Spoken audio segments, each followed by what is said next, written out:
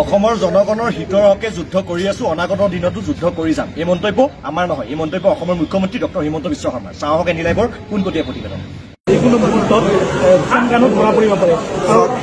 আমি emblem mutual legal assistant treaty এই ট্ৰিটিখনক invoke কৰিবৰ কাৰণে আজি গৃহ মন্ত্ৰালয়লৈকে আমি প্ৰস্তাৱ পঠিয়াইছো।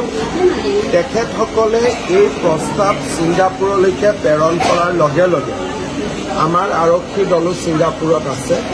আমি ভাবো যে অহা কেইটামান দিনৰ ভিতৰত আমি যথেষ্টখিনি আগুৱাই যাব পাৰিম। মই ডিটেইলছ আজি ক'ব খোজা নাই, কিন্তু অহা 2-3 দিন যথেষ্ট গুৰুত্বপূৰ্ণ। তেওঁৰো আমি তেওঁ ক'ত কেনেকৈ ঘূৰি আছে অলপ সম্ভেদ আমি পাইছোঁ। নিৰ্দিষ্ট সময়ত যদি তেওঁ অসম আৰক্ষীৰ ওচৰত আত্মসমৰ্পণ নকৰে তেতিয়াহ'লে আমি তেওঁক ধৰি আনিবই লাগিব, আৰু তাৰ ব্যৱস্থা আমি ইতিমধ্যে কৰিছোঁ। খবৰ মানেই এনি লাইভ 24/7 আৰু এনি লাইভ ডিজিটেল।